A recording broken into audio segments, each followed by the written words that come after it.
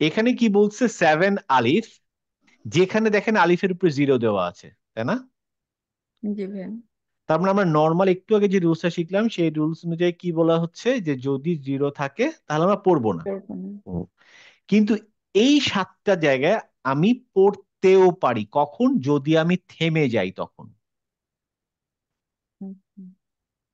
Continue করে পড়ে গেলে আমি পড়বো না। যেমন এই যে এইখানে আমি দেখেন, ওয়া আনা আউয়ালুল মুসলিমিন, কিন্তু আমি যদি ওয়া আনাতে থেমে যাই তখন বলবো ওয়া আনা। ওকে। কিন্তু আমি থামবো কেন? যদি থেমে যাই, আপনার দম নিতে হয়, আপনার ও আচ্ছা স্টপিং আচ্ছা, সাইন হ্যাঁ হ্যাঁ। থাকে, এই যেমন এখানে দেখেন স্টপিং সাইন আছে, হুম, আচ্ছা। হ্যাঁ এটা তো আছে। বিল্লাহি দুনুনা। হুম, কিন্তু জিরো থাকলে তো আমরা থামতাম না, আমরা মানে হুম, আমরা বলতাম যে মানে এটা তো আমরা পড়বো না, সো আমি দুনু না। হুম, কিন্তু যেহেতু মানে, এবং দুনু না কেন, যেহেতু আপনি যদি নাই পড়েন তাহলে তো এটা তো সুকুন বানিয়ে ফেলবেন আপনি, হুম, তাই না? যে আগেরটাও সুকুন আছে এটাও সুকুন।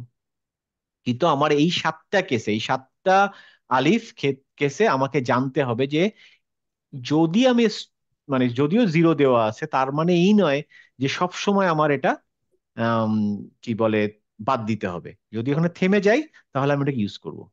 এই 7 কেসেস। এটা কিভাবে শুধু করবো অনলি বলবো এটা? ওয়া আনা, মানে যদি আমি থেমে যাই তখন কি আলিফের যে কাজ সেটা করব। আলিফের কাজ কি?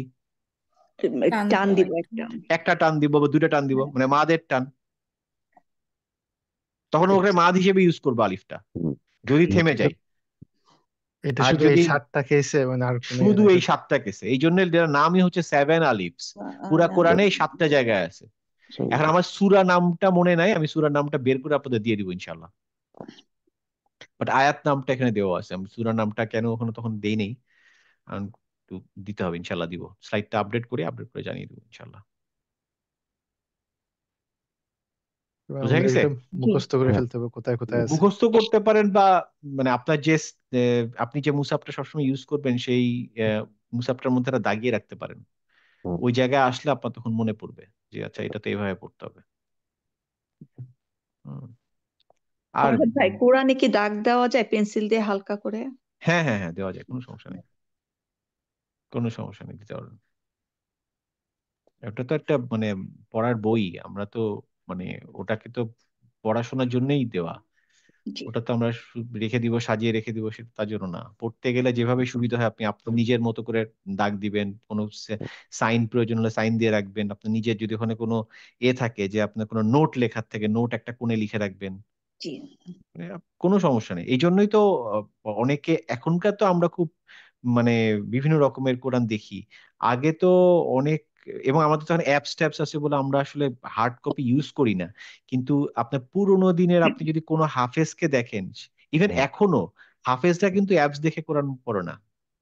হুম। আপনি কোনো হাফেজ যারা হচ্ছে, ধর হাফেজিয়া পড়ছে, তারা যখন শেখে কোরআন মানে মুখস্থ করে, তারা কিন্তু হার্ড কপি নিয়ে ক্যারি করে হুম, এবং তাদের নিজস্ব হার্ড কপি থাকে, এবং সে ওইটা নিয়েই চলে, চলতে চলতে সে যখন ফুললি হাফেজ হয়ে যায় তারপরে সে গিয়ে ওই যে মানে অ্যাপস দেখে পড়ে। শুরুতে সে অ্যাপস দেখে পড়ে না, সে ওই হার্ড কপি নিয়ে ঘোরে, এবং হার্ড কপির মধ্যে তার দাগানো থাকে যে কতদূর পর্যন্ত পড়লাম, এখানে আবার কি কি জিনিস নোট দিয়েছে হয়তো সে।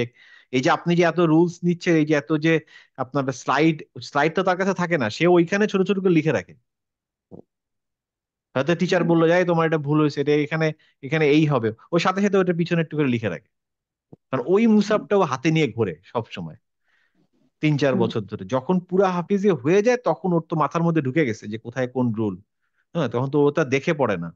এই জন্য আপনি কোরআনে যে কোনো কিছু লিখতে পারবেন, কোরআন রিলেটেড, ওটার মধ্যে আপনার আপনি বাজার সদায়ের নাম লিখে রাখলে হবে না। হ্যাঁ, এই আর কি।